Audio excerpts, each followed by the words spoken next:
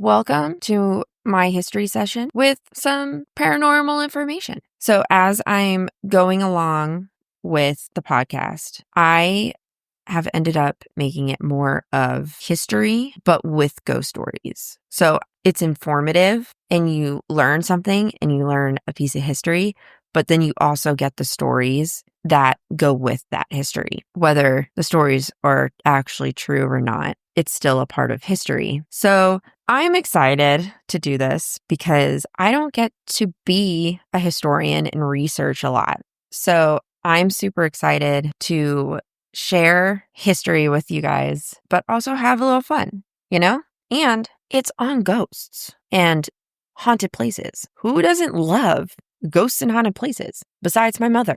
I love you, Mom. As promised, we are going to mentally travel to Australia, Victoria, Australia, to be specific. And there is an asylum there that is called Beechworth. And if you are ever in Australia, you can go on a tour and experience these ghosts. I myself am terrified of giant spiders, so I don't know if I'll ever make it out there, but Australia, I love you, and I will admire the beautiful landscapes of Australia from afar. Beechworth was also known as the Mayday Hills Lunatic Asylum. It was built in 1867.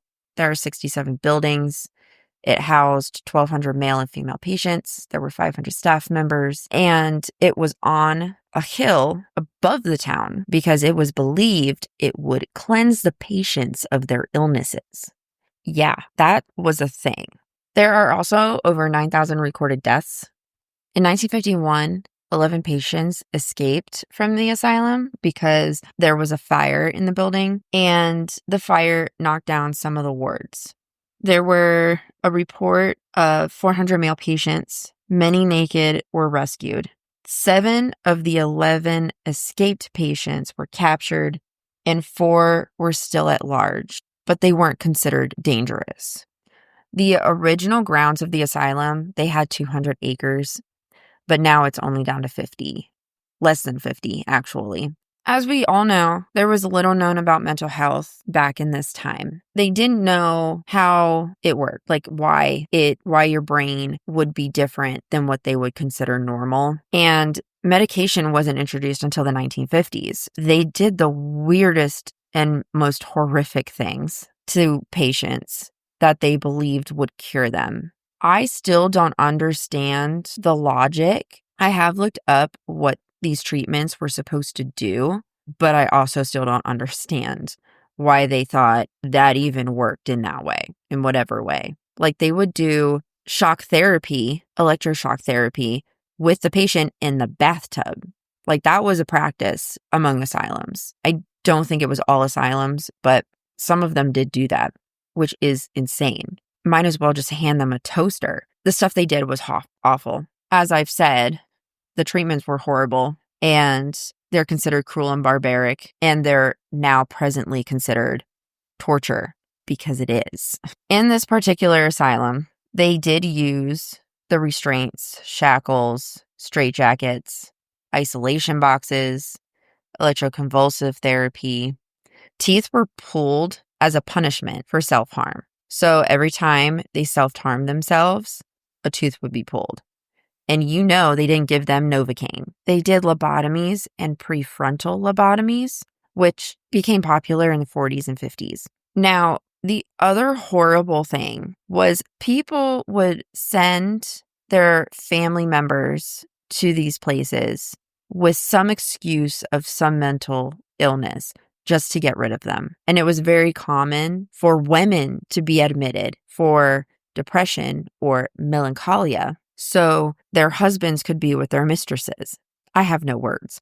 To be admitted into the asylum, they only needed 2 signatures. And depression and melancholia were used as the persuasion tactic to get rid of those people they didn't want around.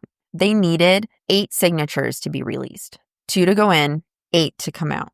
And I think a couple of those had to be family members. If that family member is trying to get rid of you, they're not going to sign that. You're never getting out. That is their life now. So a third of the patients that were admitted never made it out alive. And like I said, there were 9,000 recorded deaths at this asylum. And the inmates were buried on the grounds, but none of these graves were marked. And it wasn't until the 1980s when they finally established individual graves with gravestones for patients in the 1980s until it closed. Real quick, the tour people did give a list of how paranormal activity can affect you. And the list is as follows: nausea, dizziness, odors, headaches, pains, light touches, hair pulling, whispers, faint voices, shadows, and orbs. And the occasional small object gets thrown or moved. So there's a few main ghosts that are still in the asylum. There are many more ghosts in the asylum that I unfortunately I didn't find, or they weren't mentioned when I was doing my research, but there is a whole list in their book. I did buy the book that is written by the people that do the tours, and it's very interesting. Majority of it is on how to be a paranormal investigator and the equipment that investigators use, which I think is super cool too. So not only are you learning about the asylum, but you're also learning how to hunt ghosts.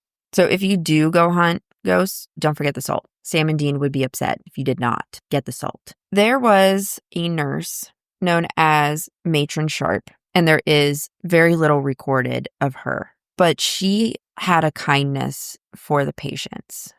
She was a very kind and loving person, and she even admitted her children so she could afford a better life for them because she was their only caregiver. She attempted to improve patients' conditions, so she would bring in things that would hopefully bring in some sort of joy. So she brought in lace curtains, she would bring in flowers, she brought in doilies, just things that wasn't so, I guess, bland.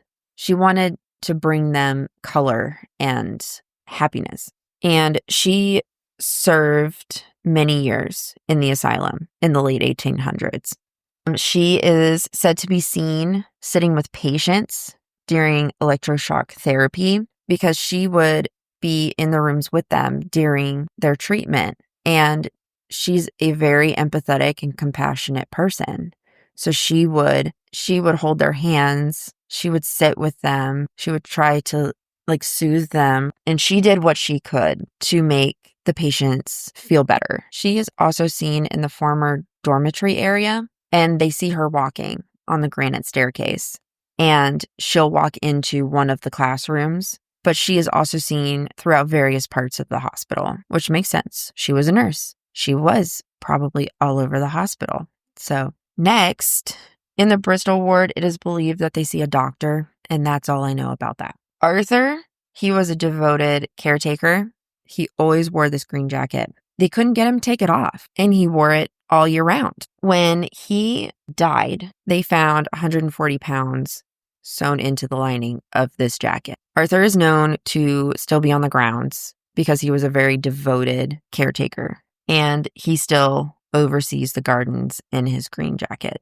There is a patient, Jim Kelly. He was the uncle of Ned Kelly, and he was sentenced to 15 years of hard labor on a charge of arson. His mental well-being did end up declining. He was diagnosed as being broken. They sent him to the part of the asylum where those patients go, and he was there until 1903, and that is when he passed. He is buried in an unmarked grave on the grounds, and his name is scratched into the glass in one of the day rooms that he is said to be haunting. In the kitchens, visitors report their clothes being tugged on, or they were getting poked in their ribs. And this is due to Tommy Kennedy, who worked in the kitchens. He was actually in various aspects of work. He helped in every place you can think of in this hospital. He helped transport dead bodies to the morgue. He did the mail. He was in the kitchens. He was a multi-worker. He had slipped in the kitchen, and as he went to brace himself, a vat of hot boiling liquid ended up spilling onto him, and that is supposedly how he died. He also was a huge joker, like a practical joker. And so he still like picks on guests by tugging on their clothes and poking them in the ribs. He will also mess with electronics. There is also in the kitchen a report of a young boy, and they call him Benjamin. And he's known for startling guests and giving guests scratches. In the hall that was for music and movies in 1939, it is known that a young girl who particularly is drawn to women, and she tries to communicate with them. She is suspected of not being able to speak English. So this could be a reason why she is struggling to communicate with the people she wants to communicate with. And then there is an older man who stands quietly just looking out the window. Workmen report hearing children playing in the hallway. They'll hear it and then they'll go towards it and nothing will be there. A mother asked on a tour her 10-year-old son who he was talking to, and he responded to James, who is a young boy who is said to have lived there at some point in time. In the reaction hall, where patients could sing, play music, watch movies. In the Grevillea wing, which is the location of the electroshock therapies, there is an unknown male doctor that wanders around. And Matron Sharp is also known to be seen in that area. And she was reported by nurses that she would be sitting by patients. They said her presence was comforting. She made the room ice cold, but they felt comforted in her presence. There is also a story of a woman, and they don't know if she committed suicide or if she was pushed. But the story is she was pushed out of a window by a patient who wanted her cigarettes. And she is seen at the spot where she fell. And unfortunately, but also good for them for respecting religion. And I say that because of all the horrible things that the asylum did to people, that I would honestly not have expected them to respect her religion like they did. So she was Jewish. In the Jewish religion, the body can't be moved until a rabbi has seen the body. So her body laid in front of the hospital for 2 days, waiting for the rabbi to make a trip up to the asylum. I would still haunt the place, just saying. That's so crazy. A patient can be seen in the entrance. He is known to have been a patient that escaped, and they tried to find him, but they couldn't find him. He hid very well. Several weeks later, the resident dog was found chewing on a leg, and I have it written down as the Gatchis area, or the Gatchis entry, and that is where they found him, and he was horribly, horribly decomposed. So that is the Beechworth Asylum. You can go on tours. I recommend getting their book. It's called Spirits of Broken Dreams. It's super tiny, but it does kind of have a lot of information, and they teach you how to be a ghost hunter, which is pretty cool. So I'm going to sign off, but remember, if you go ghost hunting, don't disappoint Sam and Dean, and grab the salt. Always grab the salt. Stay spooky.